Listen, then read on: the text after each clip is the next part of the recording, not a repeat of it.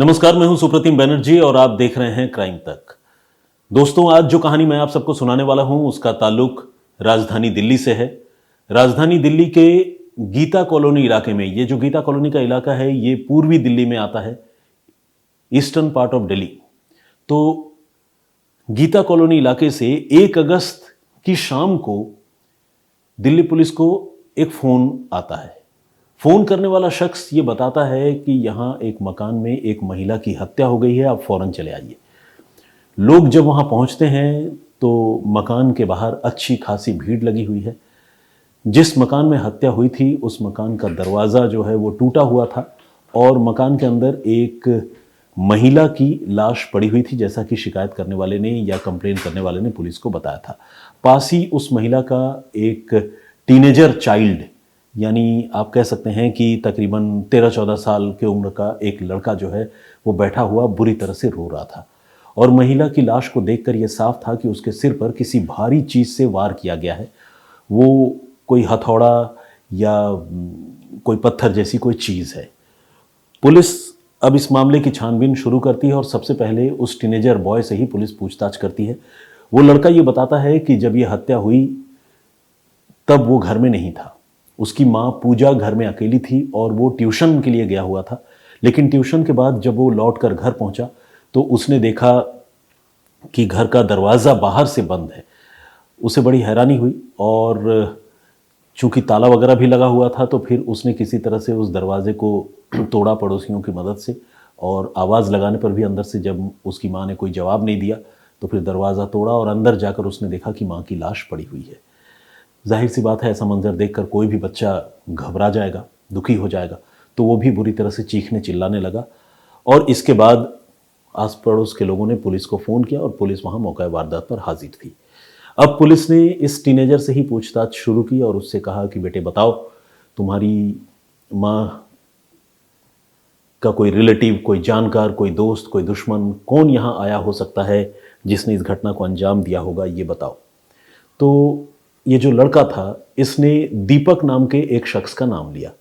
दीपक जो है वो दिल्ली में ही ऑटो ड्राइवर है और दीपक का उसकी माँ के साथ रिलेशनशिप था, बल्कि आप इस रिलेशनशिप को दोस्ती से कहीं बढ़कर कह सकते हैं। हालांकि वो कोई फॉर्मली मैरिड कपल नहीं थे, तो इसीलिए ये चाइल्ड भी जो है, ये बच्चा भी जो है वो अब दीपक को पापा तो नहीं कह रहा था, लेकिन कह रहा था कि दीपक जो है मेरी माँ के रिलेटिव हैं, उनके मित्र हैं। तो वो आते हैं और उसे ये लगता है कि इस घटना को दीपक ने ही अंजाम दिया है, दीपक ने ही उसकी माँ की हत्या की है।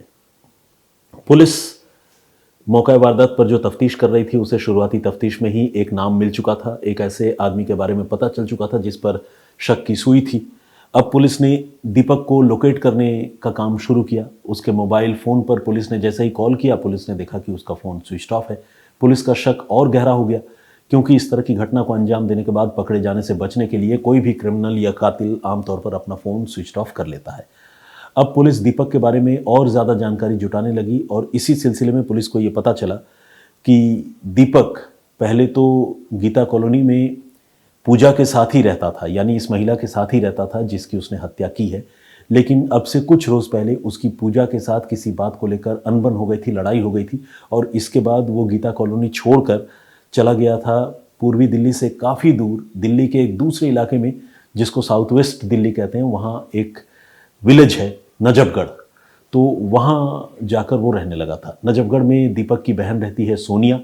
तो पुलिस को जब इसके बारे में जानकारी मिली तो पुलिस सबसे पहले नजफगढ़ पहुँची और पुलिस ने सोनिया से पूछताछ की। सोनिया ने कहा कि हाँ, मेरा भाई तो यहीं रहता है लेकिन इस वक्त घर में नहीं है।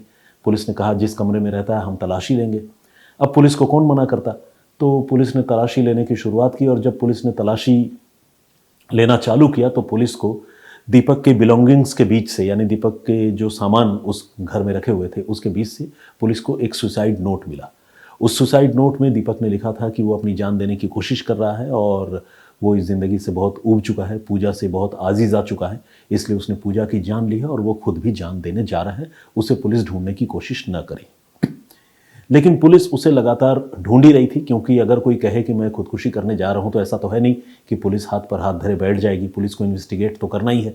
अब पुलिस जब इन्वेस्टिगेशन चालू करती है तो पुलिस एक चीज़ नोटिस करती है कि उसका मोबाइल फ़ोन का जो लास्ट लोकेशन है वो यमुना नदी के तट पर है, यमुना नदी के किनारे पर है।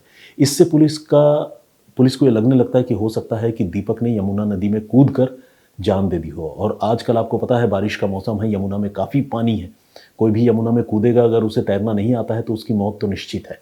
पुलिस अब जो गोताखोर हैं, आसपास के लोग हैं यमुना के रिवर बेड में, उन सारे लोगों की मदद से पुलिस तलाशी अभियान की शुरुआत करती है और यमुना नदी में दीपक को जिंदा या मुर्दा ढूंढने की कोशिश चालू करती है। लेकिन पुलिस की कोशिश जो है वो लगातार धीरे धीरे कमज़ोर पड़ती जाती है, क्योंकि दीपक का कोई पता नहीं चलता, ना तो उसकी लाश मिलती है न उसके बारे में कोई जानकारी मिलती है। हार कर पुलिस जो है वो धीरे धीरे उसकी तफ्तीश कमज़ोर पड़ने लगती है और पुलिस अपने मुखबिरों को दिल्ली में सक्रिय कर देती है, ये कहते हुए कि अगर उसे इस हुलिये का, इस डील डॉल का या इस नाम का कोई आदमी मिले, इस चेहरे का कोई आदमी मिले तो वो मुखबिर उसे ज़रूर इन्फॉर्म करे।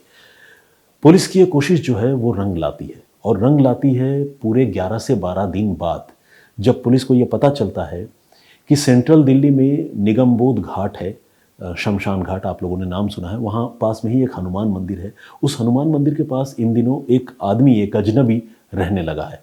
वो अजनबी कौन है, कहाँ से आया है, उसके बारे में कोई कुछ नहीं जानता।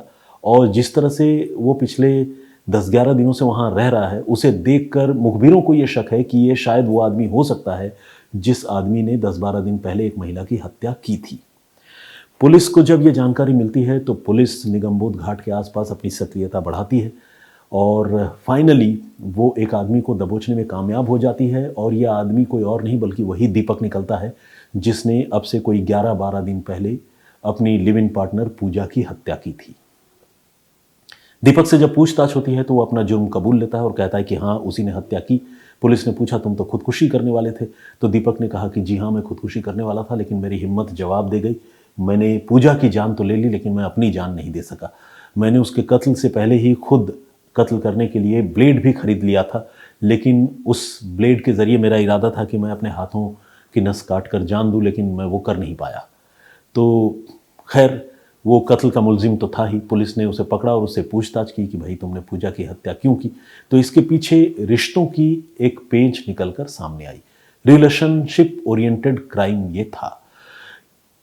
इसके पीछे की कहानी को जानने से पहले आप ज़रा पूजा के बारे में जान लीजिए। पूजा ने इससे पहले 2 शादियां की थी और पूजा की उम्र यही कोई 43 ईयर्स 43 साल की थी।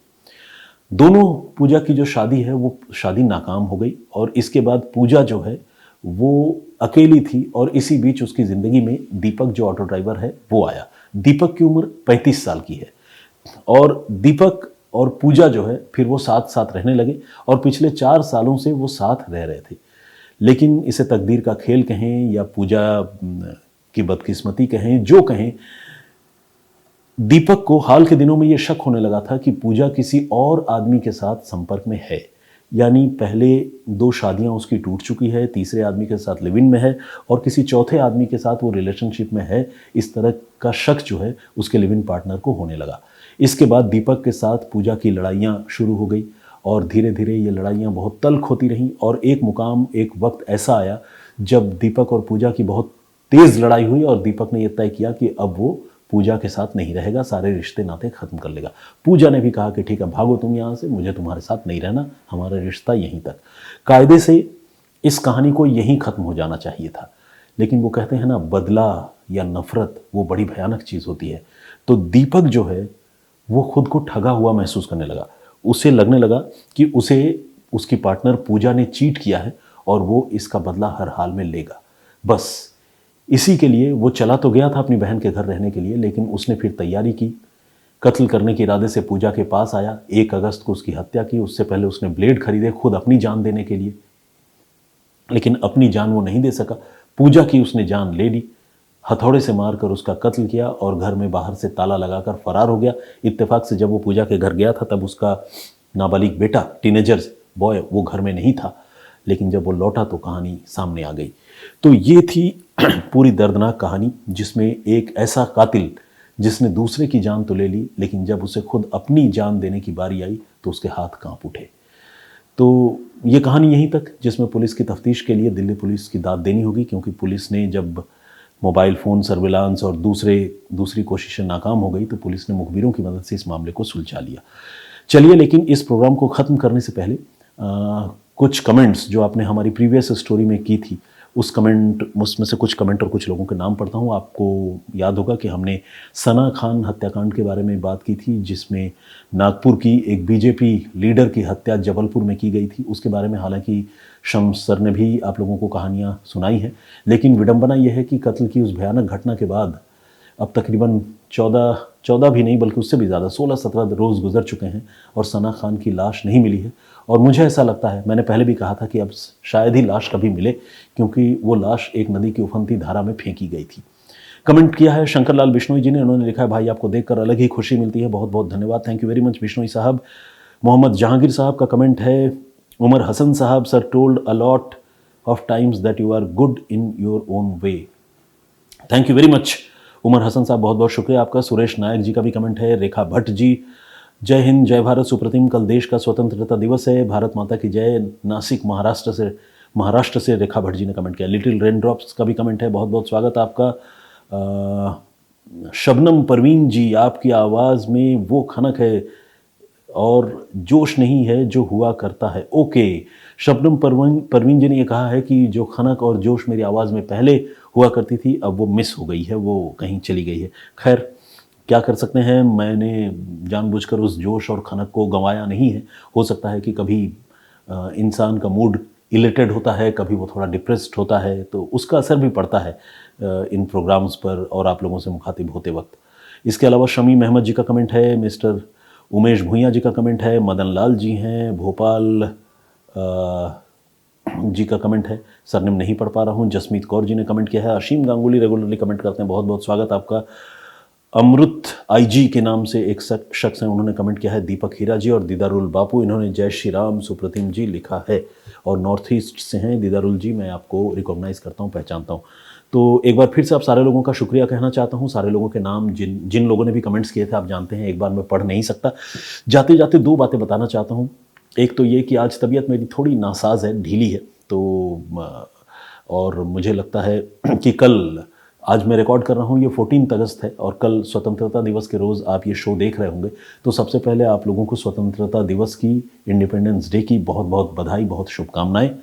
और कल चूँकि छुट्टी का दिन है और मेरी तबीयत भी थोड़ी ख़राब है, तो कल मैं आप लोगों से इजाज़त लेना चाहूँगा, छुट्टी लेना चाहूँगा। और मैं इसीलिए अब 16 अगस्त को मेरा प्रोग्राम या ये जो वीडियो होता है वो आप नहीं देख पाएंगे।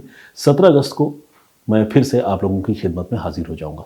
तो फिलहाल मुझे इजाज़त दीजिए, अपना बहुत ख्याल रखिए। आज मेरे साथ हमारे सीनियर कैमरा पर्सन शकील भाई भी मौजूद हैं, तो शकील अहमद साहब को भी मेरी ओर से, क्राइम तक की ओर से और हमारे सारे दर्शकों की ओर से स्वतंत्रता दिवस की बहुत बहुत शुभकामनाएं।